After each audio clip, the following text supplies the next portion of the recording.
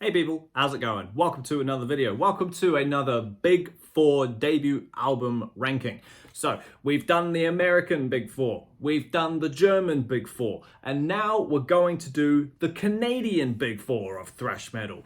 If you're unfamiliar, the bands involved are Voivod with their debut album War and Pain. We are also tackling Sacrifices, what's it called? Sacrifices, Torment and Fire, and we're also tackling Annihilators, Alice in Hell, and the last one we're tackling is Razor's Executioner's Song. So yeah, I had a comment from a viewer be like, bro, do the Canadian Big Four. And I was like, okay, let's get on to that. So I've been jamming these albums for about maybe 2 weeks now to really hone in what goes where, what songs I like, what we don't like, why one is number one, and things like that. So without further ado, I reckon we just get straight into it. If you're familiar with these albums, let me know down below what order you have them in, because I'm excited to see what other people think, because I won't lie, I was unfamiliar with all of these albums, so I went in an absolute virgin on Canadian thrash metal. So I'm excited to see if anyone's got any different opinions and as to why. So yeah, without further ado, let's just get straight into it with number 4. So coming in at the bottom for me, not that this is a bad album, you know, if you're a fan of thrash metal, these albums are generally, you know, pretty good, but they can also blend together if you listen to nothing but thrash, you know, they're all very go, go, go. It's just very full speed 24/7, but that's all right.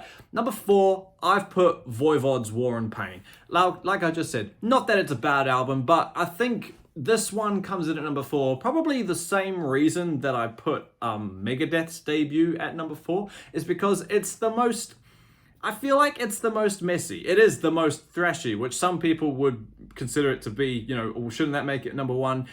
In a way, I get that argument, but not from my perspective. I like a bit of structure in my songs. You know, there are songs on here that absolutely stand out and, you know, are really, really good that I added from my shuffle. Like, for example, the title, well, not the title track, but the opening song, Voivod, is great fun. You know, that'd be something that I would do. Release a debut album and make the band name the first track on the first album. I think that's really fun. How old is this album anyway? This is from 1984, back in September. So this is 40 years old now this year. Well, it will be this year anyway.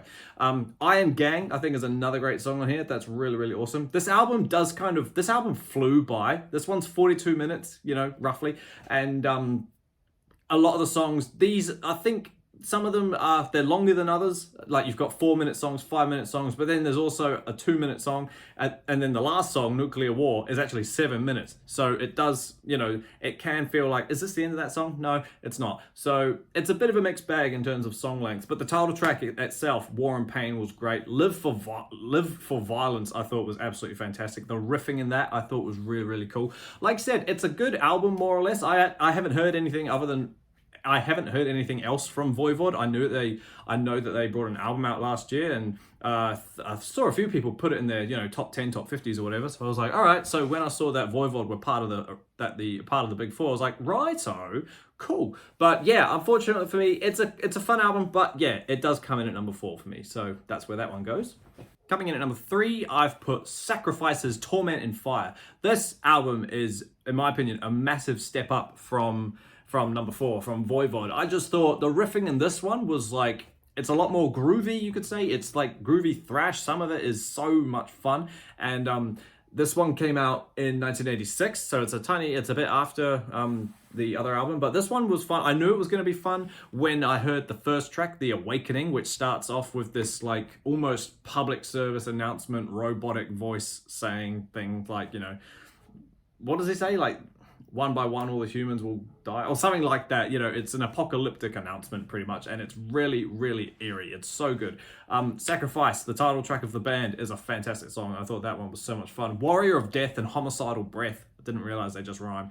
But those two songs as well, they were great. Necronomicon, I thought, again, the grooving in that was just so much fun. Decapitation, Evil. There's some evil songs on here, really brutal, not like cannibal brutal, but like the lyrics on here, some of them are just really, really hardcore. But yeah, this album is all over the place, you know, like thrash metal is, but I feel like this one's just a little bit more well put together. Do you know what I mean? It's not so much like it's just not a thrash fest full stop. It's just that it's still a thrash fest, but it's just that tiny bit more glued in and put together, and it's fun. I really do like this one. Again, like I said, I've never heard of this band. The album cover of this one as well, I was like, what is that? But that is honestly, that was so much fun. The Exorcism, the little instrumental piece, I thought that was cool too. The fact that it was called The Exorcism, I was like, cool, that's going to be evil, that's going to be fun. But yeah, Turn in Your Grave, Homicidal Breath, Warrior of Death, it's a great album. If you haven't listened to this one, go look at it, go check it out. It's honestly really fun. So that's number 3, Sacrifice, Torment, and Fire. Coming in at number 2 is Razor's Executioner Song. This one was great. This was almost like real early power metal vibes. At least the first couple of songs were anyway.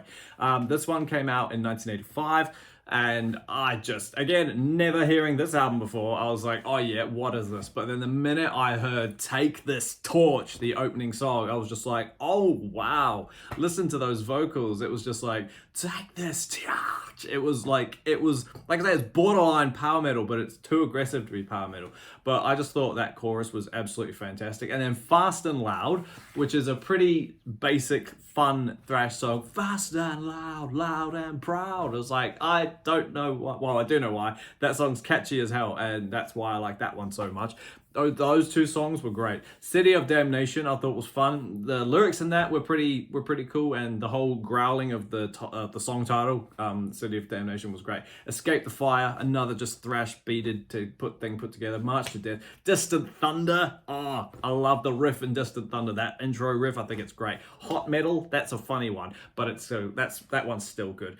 Gatecrasher was a bit dumb. I thought I was getting over Gatecrasher. This album is incredibly, this album is 37 minutes long, but all the songs are a bit quicker. You know, the longest song on here is 4 minutes 20 seconds. So this album does kind of fly by, but like Time Bomb and The End, which is just this end song, like it's not actually a song, it's like an end track. That one was fine too. And it was just, I thought it was awesome. This album was great. The album cover as well is funky. You know, probably could have been a bit better, but it's a great album. I'm so glad that I listened to this, because I was just like, yo, this one goes off. It's so much fun.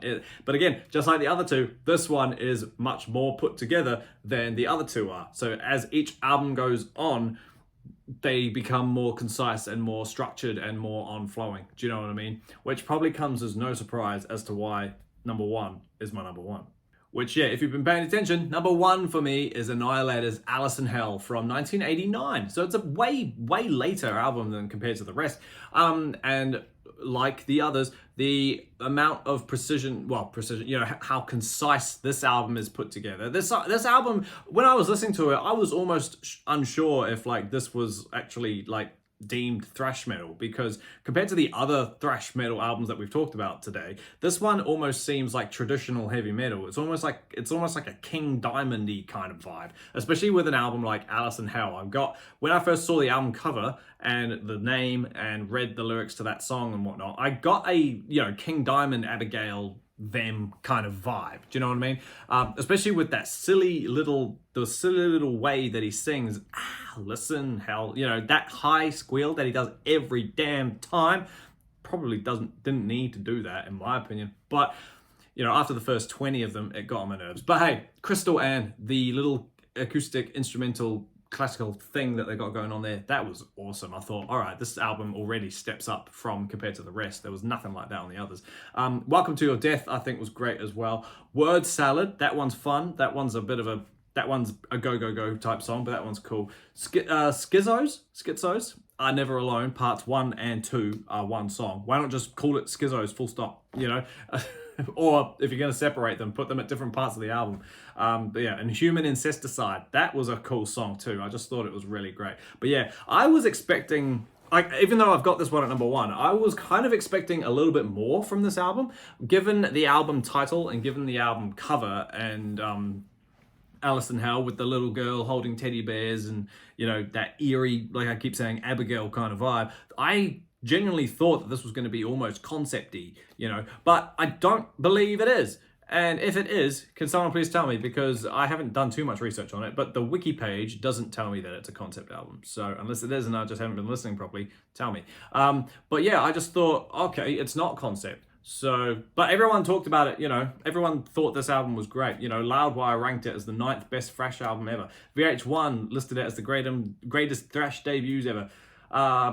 Revolver placed it on their list of 10 criminally underrated 80s albums. You know, like everyone talks about this album. So the fact that I'd never heard it before, I was like, wow, I need to catch up. But yeah, aside from all the statistics like that, it's a great song. It's a great album, I should say. You know, it's easily great. And if I see it in the shops, yes, I'll pick this one up. But like, it's honestly so good. I love the album cover. The album cover is eerie, and I keep saying it. It's King Diamond vibes. It's awesome. If you haven't checked out Alice in Hell, it's great. Once you get past the title track, trust me, if that little high-pitched squeal annoyed you as much as it annoyed me, get through that and I swear you'll be fine. So yeah, number 1 of the Canadian Big Thrash 4 for me is Alice in Hell from Annihilator.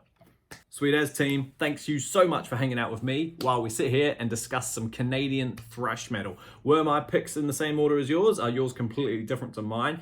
Let me guess. I bet you, if Mr. Boulder is watching, what's up, bro? I bet you've put, which one did I put? I bet you've got Voivod at number 1, because every little ranking that I do, my 4s are your 1s. So it'd be funny to see if this one actually follows suit as well. But other than that, the next one I'm going to do, the next Big 4 debut ranking, is going to be a fun one. I've thought about not telling you, but I will. It's going to be nu metal, because I don't listen to a lot of nu metal, but I've got friends who do, and they're always trying to get me to listen to it. So that's going to be fun. Keep an eye out for that one. Probably be in about 2 weeks or so, giving me some time to listen to them and really hone them in. But yeah, keep an eye out for that video. But until that happens, everybody, if you're enjoying this metal content, go slam the subscribe button. Go on, you know you want to. It's good fun. We do, I don't want to quote Nick, but we do fun metal things here. It's a good time to hang out. But yeah, thanks for hanging out. Keep an eye out for the next video, and I will meet you there when it's uploaded. See you later.